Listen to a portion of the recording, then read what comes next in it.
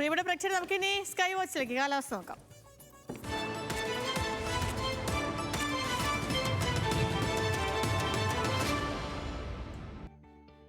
അപ്പോൾ കാലാവസ്ഥ റിപ്പോർട്ട് പരിശോധിച്ചാൽ സംസ്ഥാനത്തെ വൻ ചൂടിന് ആശ്വാസമായിട്ട് വേനൽ മഴ തുടരുകയാണ്.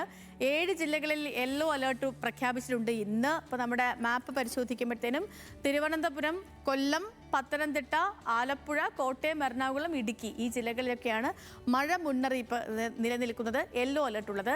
നാളെ 3 ജില്ലകളിലും അതേപോലെ മറ്റന്നാൾ 6 ജില്ലകളിലും ഇതേപോലെ തന്നെ യെല്ലോ അലേർട്ട് ഉണ്ട് കേട്ടോ.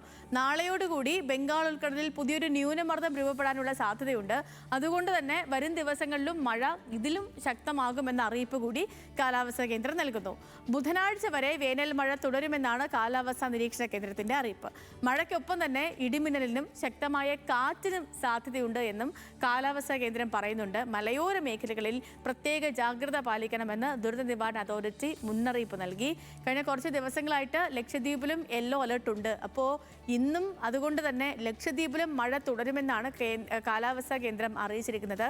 മഴയും ശക്തമായ കാറ്റിനുമൊക്കെ സാധ്യതയുള്ളതുകൊണ്ട് കേരള ലക്ഷദ്വീപ് തീരങ്ങളിൽ മത്സ്യബന്ധനത്തിന് ഏർപ്പെടുത്തിയ വിലക്ക് അത് ഇന്നും തുടരും. മണിക്കൂറിൽ 40 മുതൽ 50 കിലോമീറ്റർ വരെയും അതേപോലെ ചില സമയങ്ങളിൽ 60 കിലോമീറ്റർ വരെയും വേഗത്തിൽ കാറ്റ് വീശാനും അതേപോലെ മോശം കാലാവസ്ഥയ്ക്കും സാധ്യതയുണ്ടെന്നാണ് മുന്നറിയിപ്പ്. മത്സ്യത്തൊഴിലാളികൾ കടലിൽ പോകരുത് എന്നാണ് നിർദ്ദേശം. എന്നാൽ കർണാടക തീരത്ത് മത്സ്യബന്ധനത്തിന് വിലക്ക് ഏർപ്പെടുത്തിയിട്ടില്ല. അപ്പോൾ ഇതാണ് മഴയുമായി ബന്ധപ്പെട്ട് പറയാനുള്ള കാര്യങ്ങൾ. ഇനി ചൂടിലേക്ക് വന്നാൽ നമുക്ക് താപനില കൂടി ഇന്നൊന്ന് പരിശോധിച്ച് നോക്കാം. പലയിടങ്ങളിലും വേനൽ മഴ അങ്ങ് ശക്തമായതുകൊണ്ട് തന്നെ പകൽ സമയത്ത് ചൂടിലും ചെറിയ കുറവ് വന്നിട്ടുണ്ടല്ലേ. ഇപ്പം നേരത്തെയൊക്കെ നമുക്ക് 10 മണിക്ക് ശേഷം ഒന്ന് പുറത്തിറങ്ങാനേ പറ്റുന്നുണ്ടായിരുന്നില്ല. പക്ഷേ ഇപ്പം അങ്ങനെയല്ല. വെയിൽ വന്നാൽ തന്നെ മറ്റ് വലിയ ചൂടില്ല, സഹിക്കബിൾ ആയിട്ടുള്ള ഒരു വെയിലാണ് ഇപ്പം രാവിലെ ഉള്ളത്.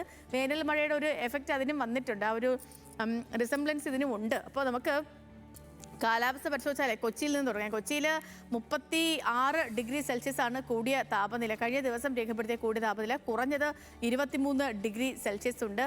കൊല്ലത്തും കോട്ടയത്തും ഒക്കെ 36 ഡിഗ്രി സെൽഷ്യസിന് മുകളിൽ തന്നെയാണ് കൂടിയ താപനില. തിരുവനന്തപുരത്തെ കൂടിയ താപനില 34 ഡിഗ്രി സെൽഷ്യസ് ആണ്. കുറഞ്ഞ താപനില 24 ഡിഗ്രി സെൽഷ്യസും ഉണ്ട്.